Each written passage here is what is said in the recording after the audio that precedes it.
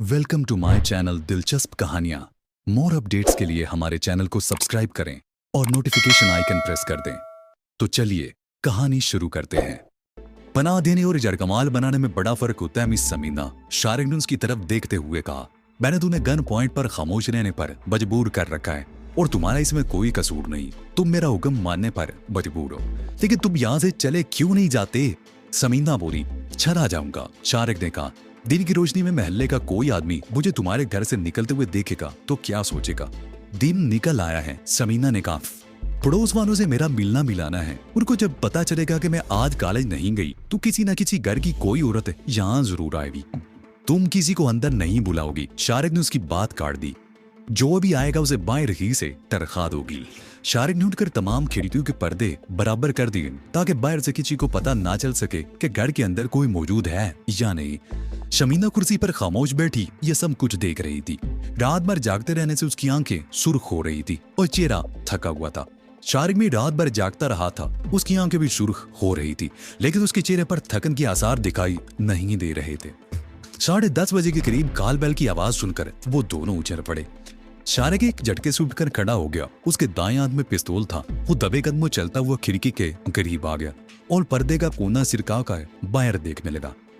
Gate के सामने एक बारह शदेड़ उम्र आदमी खड़ा था। उसके सर पर पुरानी सी जना कैप थी। उसके करीब ही एक साइकिल भी खड़ी हुई थी। शारिक ने समीना को इशारा किया। वो छोटे छोटे कदम उठाती हुई उसके करीब आई। ये आदमी कौन है? शारिक ने बाहर की तरफ देखते हुए सरगोशी की।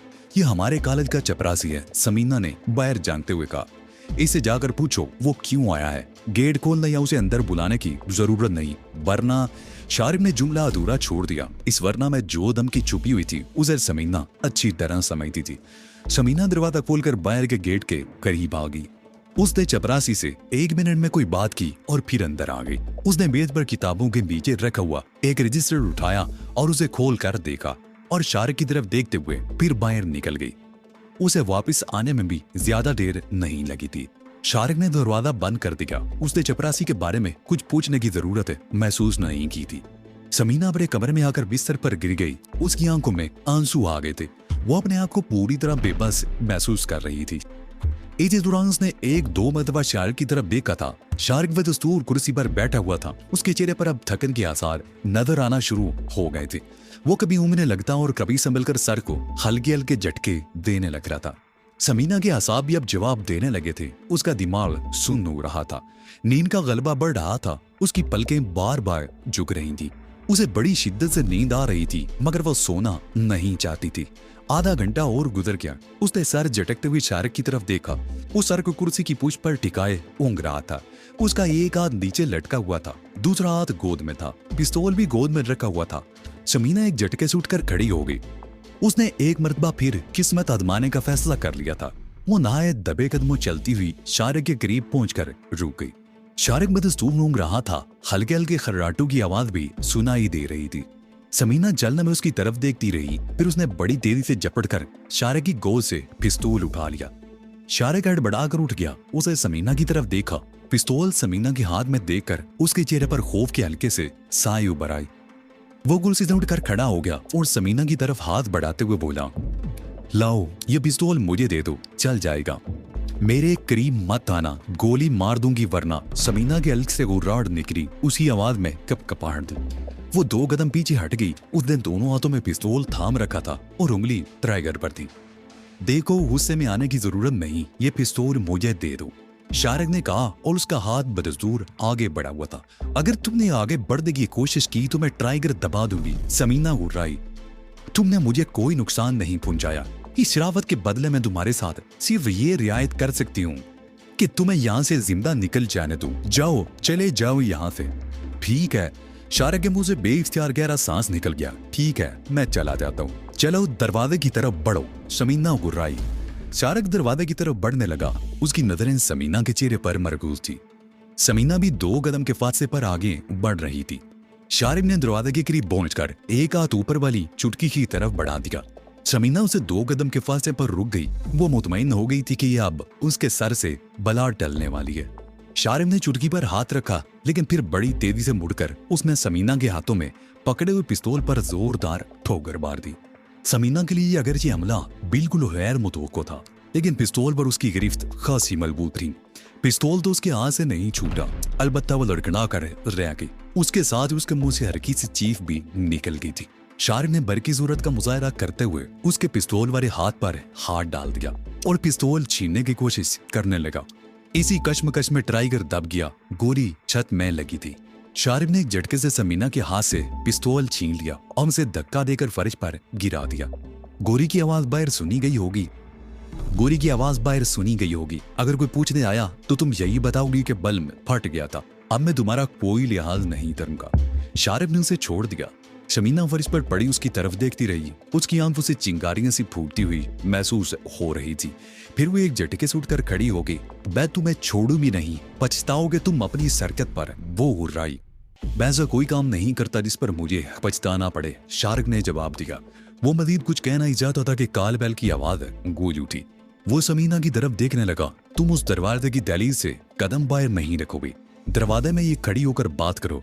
कोई गलत हरकत या कोई इशारा तुम्हारी मौत का बायस बन सकता है। समीना ने दरवाजा खोल दिया और गेट की तरफ देखने लगी। शारिक उसके करीब ही दरवाजे की आड़ में पिस्तौल लिए खड़ा था। कौन है? समीना ने ऊंची आवाज में पूछा। समीना में है न? इस तरफ से कोई आवाज सुनाई दी थी, जैसे कोई गोली चली हो। खैर तो है? बाहर खड़े हुए आदमी ने पूछा।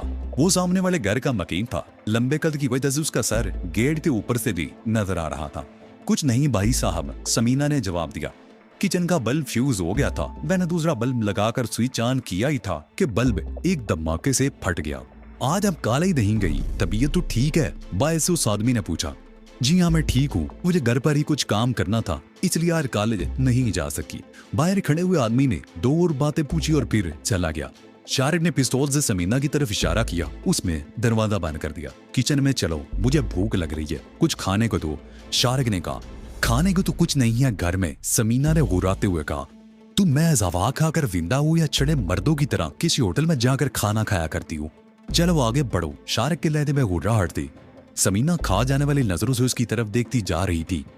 उसने कनस्तर में से आटा निकालकर गूंदा और फ्रिज में से कल रात का बचा हुआ सालन निकाल दिया। चूल्हा जलाकर पतीली ऊपर रख दी और मुड़कर शारिक की तरफ देखने लगी। वो किचन के दरवाजे पर खड़ा था। सालन गर्म होने के बाद उसने पतीली उतार कर तवा चूल्हे पर रख दी और रोटियां पकाने लगी। शारिक दरवाजे में खड़ा उसे देखता रहा। तकरीबन 20 मिनट बाद समीना ने खाना निकाल कर मेज पर रख दिया। तुम नहीं खाओगी? शारिक ने कुर्सी पर बैठते हुए कहा। मुझे भूख नहीं, समीना ने तड़ से जवाब दिया। देखो समीना, शारिक उसके चेहरे पर नजरें जमाते हुए बोला। मैं तुम्हारा दुश्मन नहीं हूँ, मुझे तुमसे कोई अदावत नहीं है।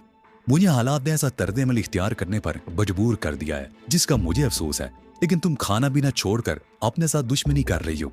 बीमार पड़ जाऊंगी। चलो बैठो, खाना खाओ। तुमने सुबह नाश्ता भी नहीं किया था और जब तक तुम खाना नहीं खाओगी मैं भी नहीं खाऊंगा। समीना चलने में अजीब सी निगाहों से उसकी तरफ देखती रही, फिर उसके सामने दूसरी कुर्सी पर बैठ गई और खाने की तरफ हाथ बढ़ा दिया। शारिक के होंठों पर खफीफ सी मुस्कुराहट आ गई। उसने भी खाने की तरफ हाथ बढ़ा दिया था। 3 बज रहे थे। खाना खाने के बाद तो शारिक को यूं महसूस होने लगा था जैसे उसके जिस्म से जान ही निकली जा रही हो। बेबना सुस्ती हो रही थी। नींद के बोझ से आंखें बंद हुई जा रही थी। गंदम का खुमार अपने रंग दिखाने लगा था। वो आंखें खुली रखने की पूरी कोशिश कर रहा था, मगर किसी ने ठीक ही तो कहा है कि नींद तो सूली पर भी आ जाती है। उसकी भी आंखें बंद हो गई और वो बाकायदा हल्के हल्के खराटे लेने लगा। समीना भी अपने पलंग पर बैठे बैठे ऊँग रही थी। फिर दफा ने एक हल्की सी आवाज सुनकर वो चौंक गई। यूं लगा था जैसे कोई चीज जमीन पर गिरी हो। उसने दरवाजे की तरफ देखा। शारिक कुर्सी पर बैठा सो रहा था। उसके दोनों हाथ पहलुओं में लटके हुए थे और पिस्तौल कुर्सी के करीब फर्श पर पड़ा था। समीना ने उसके हाथ से पिस्तौल गिरने की हल्की सी आवाज सुनी थी। वो अपनी जगह बैठी चलने उसकी तरफ देखती रही, फिर उठकर दबे कदमों चलती हुई शारिक की कुर्सी के करीब पहुंच गई। वो झुक कर पिस्तौल उठाना ही चाहती थी कि रुक गई। उसकी नजरें शारिक के चेहरे पर जम गई। न जाने क्या बात थी कि शारिक का चेहरा देखकर उसके दिमाग को झटका सा लगा।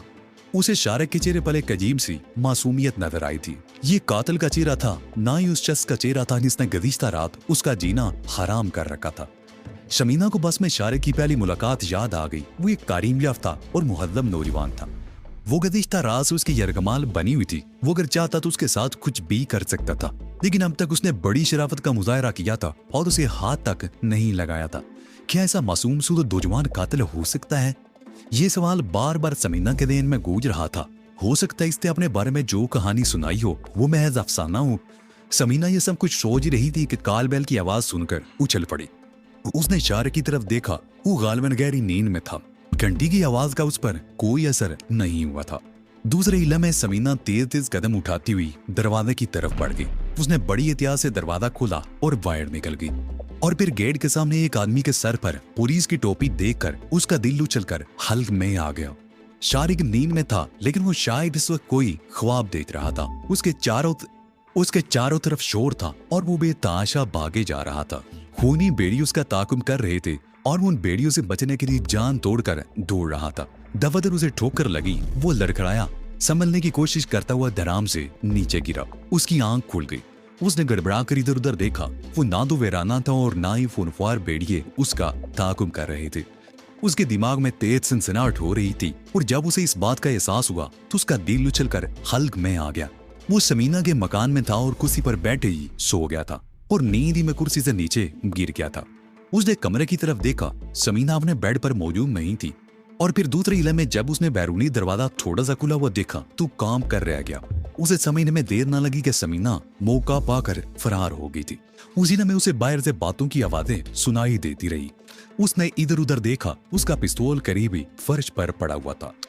उसने पिस्तौल उठा लिया और दबे कदमों चलता हुआ दरवाजे के करीब पहुंच गया और पर्दे का एक कोना सिरकाकर बाहर झांकने लगा। बाहर का मंदिर देखते हुए उसके रोंगटे खड़े हो गए। पूरे जिस्म में सिनसिनी की एक लहर दौड़ दी और दिमाग में चिमटियां सी रींगती हुई महसूस होने लगी थी।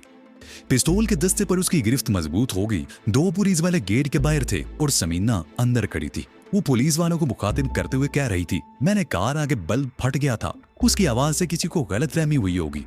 जी नहीं, आपको अंदर आने की इजाजत नहीं दी जा सकती। मैं गर्ल्स कॉलेज की लेक्चरर हूँ, एक कानून पसंद हूँ। कोई बात होती तो मैं खामोश ना बैठी रहती। जी शुक्रिया।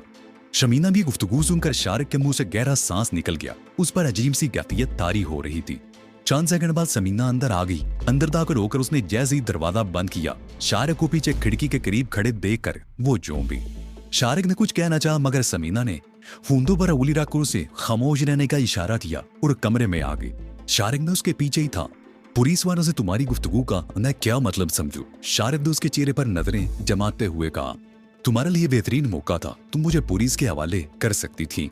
हाँ, मैं तुम्हें पुलिस के हवाले कर सकती थी, समीना ने जवाब दिया। लेकिन मैं जाने क्यों मैंने ऐसा नहीं किया। वो यहाँ क्यों आए थे? क्या उन्हें कोई शुबा हुआ था? शारिक ने पूछा। गोली की आवाज सुनकर किसी ने थाने में फोन कर दिया था और ये पुलिस वाले तहकीकात के लिए आए थे, समीना ने जवाब दिया। लेकिन वो तो 12 बजे की बात थी और अब वो खामोश होकर घड़ी की तरफ देखने लगा। तकरीबन 3.5 घंटे का वक्त गुजर चुका है। पुलिस को तुम मुझसे ज्यादा जानते हो, समीना ने कहा। ये लोग कभी भी वक्त पर किसी जगह नहीं पहुंचते, लेकिन तुमने किसी खुशफहमी में मत रहना। समीना ने उसकी बात काट दी। मेरी अब भी ख्वाहिश है कि तुम जल्द अज जल्द यहाँ से चले जाओ। ठीक है, शारिक ने गहरा सांस लेते हुए कहा, चला जाऊंगा, लेकिन मैं तुम्हें कुछ नहीं कह सका। समीना कुछ कहना ही चाहती थी कि घंटी की आवाज एक बार फिर सुनाई दी। समीना तेज तेज कदम उठाती हुई खिड़की के पास पहुंच गई और पर्दे का कोना हटाकर बाहर जाने लगी। फिर तेजी से वापस आ गई। मोहल्ले की 2-3 औरतें आई हैं, उन्हें मैं अंदर आने से नहीं रोक सकती। तुम कमरे में चले जाओ। उसने एक कमरे के बंद दरवाजे की तरफ इशारा किया और फिर खुद आगे बढ़कर दरवाजा खोल दिया। उस कमरे में एक चारपाई बिछी हुई थी जिस पर खेस बिछा हुआ था और मुतअद्दिद धुले हुए कपड़े पड़े थे। तुम यहाँ बैठ जाओ, मैं कोशिश करूंगी कि उन औरतों को जल्द अज जल्द यहाँ से रुखसत कर दो, समीना ने कहा और बाहर निकलकर दरवाजा बंद करके कुंडी लगा दी। शारिक चलने में खड़ा रहा, फिर चारपाई पर बिखरे हुए कपड़े समेटकर एक तरफ डाल दिए। सारे समीना ही के कपड़े थे। वो इन कपड़ों पर तकिए की तरह सर रखकर लेट गया। कपड़ों में अजीब सी सैर अंगेज सी महक उठ रही थी, जैसे समीना के बदन की खुशबू उनमें रची बसी हो। एक अजीब सा ख्याल शारिक के दिन में आया। उसके दिमाग पर सैर सा तारी होने लगा था। उसकी आंखें बंद हो गई और कुछ ही देर बाद वो ख्वाबों की हसीन वादी में पहुंच चुका था। शारिक की आंख खुली तो अपने चारों तरफ अंधेरा देखकर गड़बड़ा सा गया। वो दोनों हाथों से आंखें मलने लगा। उसे शुबा हो रहा था कि उसकी बेनाई तो दायर नहीं होगी। फिर वो अपने आसपास टटोलने लगा। चारपाई पर बिखरे हुए कपड़े और फिर उसका हाथ पिस्तौल से टकरा गया। उसके साथ ही उसे सब कुछ याद आ गया। दिमाग की सनसनाहट कुछ कम होने लगी। वो एक बार फिर इधर उधर देखने लगा। एक तरफ रोशनी की एक बहुत बारीक सी लकीर नजर आई। ऊपर से नीचे जैसे स्याह चादर पर सोने के तार से लकीर खींच दी गई हो। वो दरवाजा था और उसकी जोरी से रोशनी नजर आ रही थी। वो भीतर दरवाजे के करीब आ गया। ये डबल पट वाला दरवाजा था। उसने एक पट पर हाथ रखकर उसे खोलना चाहा, मगर बाएं से गुंडा लगा हुआ था। उसने दस्तक देकर समीना को मुतवज्जो करना चाहा, मगर फिर हाथ रोक लिया और उसे याद आ गया कि महल्ले की कुछ औरतें समीना के यहाँ आई नहीं थी और समीना ने उसे छुपाने के लिए उस कमरे में बंद कर दिया था। उसे ये अंदाजा नहीं था कि इस कमरे में बंद हुए कितनी देर हो गई थी। हो सकता है वो औरतें अब भी मौजूद हों। वो दरवाजे से कान लगाकर किसी किस्म की आवाजें सुनने की कोशिश करने लगा, मगर घर पर सन्नाटा तारी था। न बातों की आवाज आ रही थी और ना ही किसी के चलने की आहट सुनाई दे रही थी। वो कुछ देर तक दरवाजे के करीब खड़ा रहा, फिर दोबारा चारपाई पर आकर बैठ गया। थोड़ी देर बाद उसकी आंखें तारीकी से किसी हद तक मानूस हो चुकी थी, लेकिन कोई चीज वादे तौर पर दिखाई नहीं दे रही थी। वो चारपाई पर बैठा सूरतेहाल के बारे में गौर करने लगा। अचानक ही उसके ذहन में एक और ख्याल उभरा। समीना उसे धोखे से इस कमरे में बंद करके पुलिस को इतला देने तो नहीं चली गई, लेकिन नहीं, ऐसा नहीं हो सकता।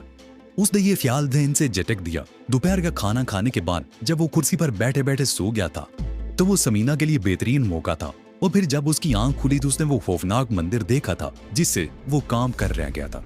उस वक्त समीना बाहर गेट पर खड़ी पुलिस वालों से बातें कर रही थी और उन्हें यकीन दिलाने की कोशिश कर रही थी कि इस घर में उसके अलावा और कोई नहीं है। अगर समीना चाहती तो उसे उस वक्त पुलिस के हवाले कर सकती थी, लेकिन उसने ऐसा नहीं किया था। लेकिन क्यों? व्यवस्था रात और आज दिन में समीना ने उसे धोखा देकर घर से निकलने की कोशिश की थी और बार बार उसे घर से चले जाने को कहती रही थी, लेकिन जब उसे मौका मिला तो उसने मौके से फायदा नहीं उठाया।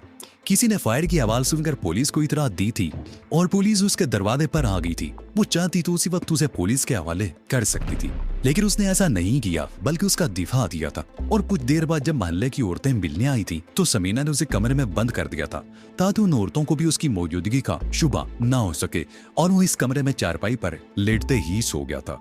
अब शारिक सोच रहा था कि समीना में यह तब्दीली क्यों आई थी कि वो उसे पुलिस के हवाले करने की बजाय उसका दिफा करने पर तुल गई थी, ये जानते हुए भी कि अगर बाद में भी किसी वक्त पुलिस को पता चल गया कि शारिक ने यहाँ पनाह ली थी तो उसे भी शरीके जुर्म समझकर गिरफ्तार किया जा सकता था।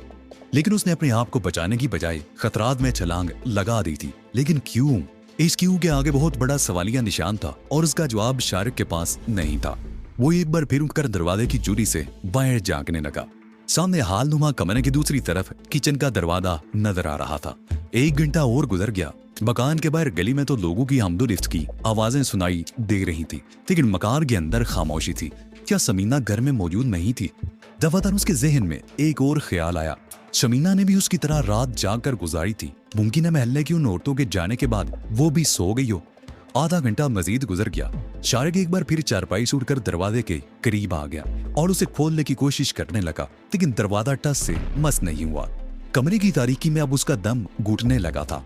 वो दरवाजे के दोनों तरफ दीवार टिटोलने लगा। बाईं तरफ स्विच बोर्ड मिल गया। उसने टिटोल कर एक स्विच ऑन कर दिया। कुछ नहीं हुआ। उसने दूसरा स्विच दबाया। इस मर्तबा चिट की आवाज के साथ ही कमरे में रोशनी फैल गई। वो कमरे का जायजा लेने लगा। ये ज्यादा बड़ा कमरा नहीं था, गालिबन स्टोर रूम के तौर पर बनाया गया था। एक चारपाई बिछी हुई थी जिस पर वो सोया था।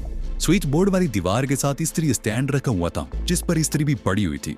उसके साथ ही दूसरी दीवार पर खूंटे ऊपर कुछ धुले हुए कपड़े और इस्त्री शुदा कपड़े टंगे हुए थे। जाहिर है ये समीना ही के कपड़े हो सकते थे। शारिक कमरे में इधर उधर देख रहा था कि बाहर किसी के चलने की आवाज सुनाई थी। यूं लगा था जैसे वो स्लीपर घसीट कर चल रहा हो। वो दरवाजे की तरफ देखने लगा। कदमों की आवाज रुक गई और फिर दरवाजे का कुंडा खोल दिया गया। शारिक दरवाजे के सामने आ गया। सामने समीना खड़ी थी। उसके बाल उलझे हुए थे और चेहरा थका हुआ था। आंखें सुर्ख हो रही थी। साफ जाहिर हो रहा था कि वो सोकर उठी थी। थैंक गॉड, शारिक के मुंह से बेख्तियार निकला। मैं तो समझा था कि शायद तुम मुझे भूल गई हो या मुझे इस कमरे में बंद करके घर छोड़कर कहीं चली गई हो। मैं सो गई थी, समीना ने जवाब दिया। उसके लहजे में अब भी नींद का खुमार था। शारिक ने हालनुमा कमरे में आकर दीवार की कलाक की तरफ देखा। 8 बजने वाले थे। इसका मतलब था कि वो खुद भी 3-4 घंटे सोया था और समीना भी काफी देर सोती रही थी। शारिक गुस्ल खाने में घुस गया। उसने मुंह हाथ धोया और बाहर आ गया। 8 बज रहे हैं, तुम खाना खाओगे या चाय पियोगे? समीना ने पूछा। खाने को इस वक्त दिल नहीं चाह रहा, बस चाय पीऊंगा, शारिक ने जवाब दिया। समीना ने भी पहले हुसर खाने में जाकर मुंह हाथ धोया और फिर किचन में चली गई। कुछ देर बाद वो चाय बनाकर ले आई। उसने एक कप शारिक के हाथ में थमा दिया और दूसरा खुद लेकर कुर्सी पर बैठ गई। क्या मैं तुम्हारी इस तब्दीली की वजह जान सकता हूँ? शारिक ने उसकी तरफ देखा। दोपहर को तुम गहरी नींद में थे, तुम्हारा पिस्तौल भी हाथ से छूटकर नीचे गिरा हुआ था। अपनी जगह से उठी तो मैं यही सोच रही थी कि खामोशी से बाहर निकलकर शोर मचा दूंगी,